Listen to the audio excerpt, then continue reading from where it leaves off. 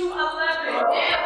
Okay, all of those things, y'all. The Seattle Storm really thought they could come after Caitlin Clark again. But they couldn't have been more wrong. They tried it last season. Who could forget that disgraceful body check from Skylar Diggins back in August 2024? It wasn't just a foul, it was a statement, a cheap shot. A moment that left fans furious and the Fever determined to get their revenge. Fast forward to their first clash of the 2025 season. This wasn't just another regular season game. The Indiana Fever had this date circled in red. They didn't come to just play. They came for payback, but here's where the story takes a shocking turn. Everyone expected Caitlin Clark to come out swinging, to light up the scoreboard and carry her team to revenge, but instead, Clark had her worst shooting night of the season. Just 6 points, the shots weren't falling, the rhythm wasn't there. The Storm's game plan seemed to be working, at least, that's what they thought. What they didn't count on was this: Clark didn't need to carry this fight. Her teammates were ready to step into the spotlight. Aliyah Boston, Lexie Hull, and Kelsey Mitchell said, "We got you," and what they did next was nothing short of legendary. Aliyah Boston dominated in the paint, controlling the boards and making clutch plays on both ends. Lexie Hull showed heart and hustle, hitting big shots and locking down on defense. And Kelsey Mitchell, she went OFF. Her scoring barrage broke the Storm's spirit and kept the Fever charging ahead. They didn't just win, they made history. They didn't just get revenge, they sent a message: you can try to bully us. You can try to target Caitlin Clark, but this team has weapons everywhere. And we're coming for you. The Seattle Storm thought they could push the Fever around again. Instead, they got steamrolled. So how exactly did the Fever flip the script? How did Boston, Hull, and Mitchell lead this unforgettable statement win? And how did they leave the Storm stunned in their tracks? We're breaking it all down in this video. Every clutch moment, every big shot, every piece of sweet, sweet revenge. This wasn't just a win, this was a message, this was payback, this was the Fever's rise. If you're riding with the Fever this season, show some love. In the comments, I've got the Fever go.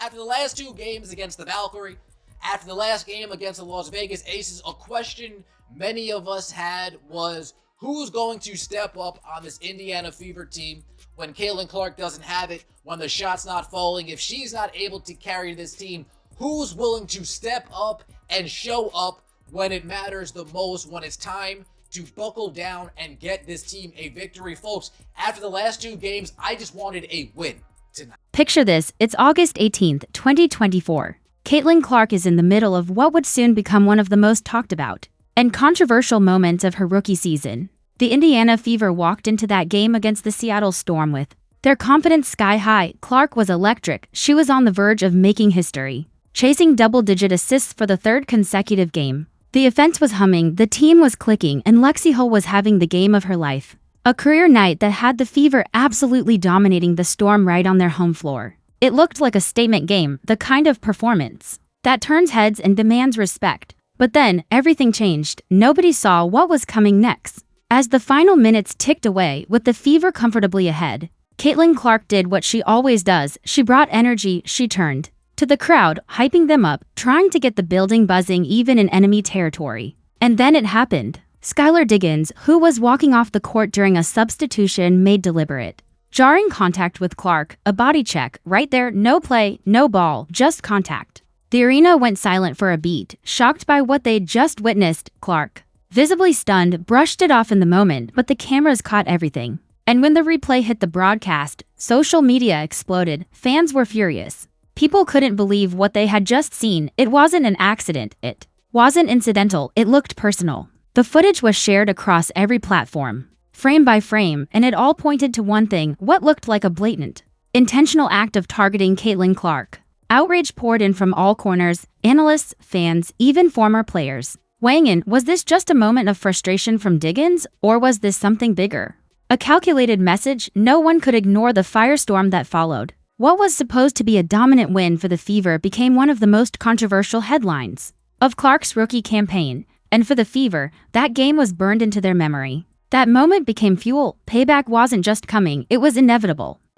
Okay, by now I'm sure you've seen Skylar Diggins assault Caitlin Clark after Indiana blew out Seattle. Now, was that jail? No. Would it be a fight in the NBA? Yes. What I don't get is the Seattle coach here is the one complaining after the game, and Skylar, tears in her eyes, being like, how dare Caitlin embarrass me? How dare they beat us by 30? That's how insane the reaction was. Within moments of the incident, the internet was on fire. Dave Portnoy himself jumped in, posting about the body check, and his post blew up instantly. In less than 20 minutes, it racked up over 250,000 views. That's how quickly this moment spread like wildfire. It wasn't just a small controversy, this became a viral storm. People everywhere were talking about it, sports media, influencers, former players, and everyday fans. Everyone had an opinion, and while some fans were divided, the overwhelming majority saw it for exactly what it was, a cheap shot, an unnecessary, blatant body check on one of the league's brightest young stars. It didn't matter how the commentators tried to spin it or how quickly the game moved on.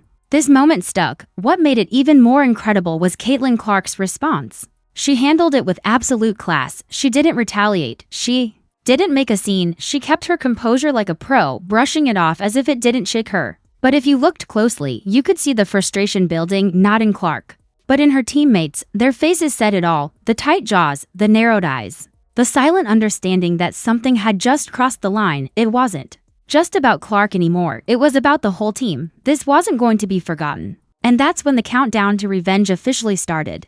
Hey, ladies, grow up. They didn't take their starters out in time. What are you talking about? And here's what I love. You think Caitlin's going to back down because they're crying like, how can a rookie embarrass us? What do they keep beating us up like this? How is she so good? No, Caitlin doesn't back down at all. She's like, hey, zip it, Scott. Shut up. Stop crying. She literally mouths, stop crying. I'm not sure if it's in this video. What made it even worse, the Storm players acted like nothing happened. They just walked away, no apology, no acknowledgement, not even a glance back. Like they hadn't just body-checked the biggest star in the league. That nonchalant attitude, it infuriated Fever fans watching at home. To them, this wasn't just a cheap shot, it felt intentional, it felt personal. Some people began to wonder if this was all part of a strategy, a deliberate attempt to shake Caitlin Clark, to rattle her and prevent her from reaching the assist record she'd been chasing that night.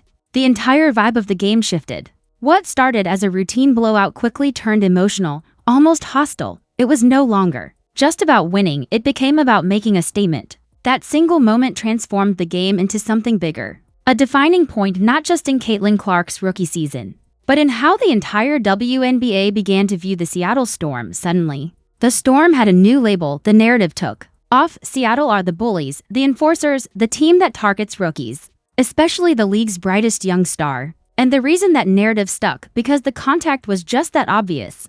Because the Storm's cold, dismissive reaction afterward only fueled the fire. They didn't defend themselves, they didn't explain, they just walked away like it never happened. But fans didn't forget, the Fever didn't forget, and the league? They were all watching.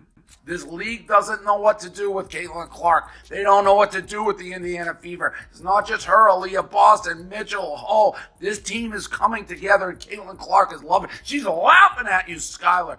Imagine that you bump her, and then you have the audacity to complain about them?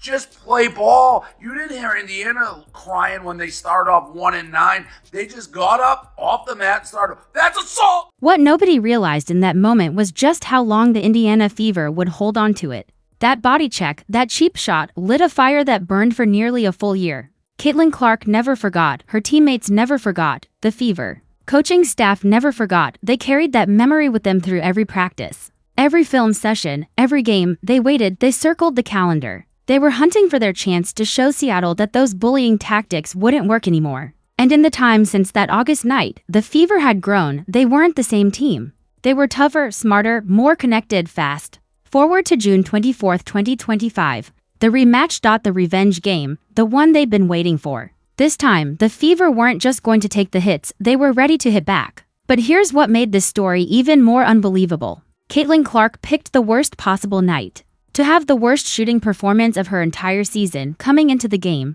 Clark had been lights out all year. She was leading her team, setting records, knocking down deep threes like it was automatic. Fans expected her to explode in this game, to be the one to settle the score. But from her very first shot, something just felt off. You could see it. The release was shaky. The rhythm was missing. The shots weren't just rimming out. They weren't even close. The confidence was there, but the execution wasn't. The timing couldn't have been worse, and yet, what happened next turned this revenge game into something unforgettable.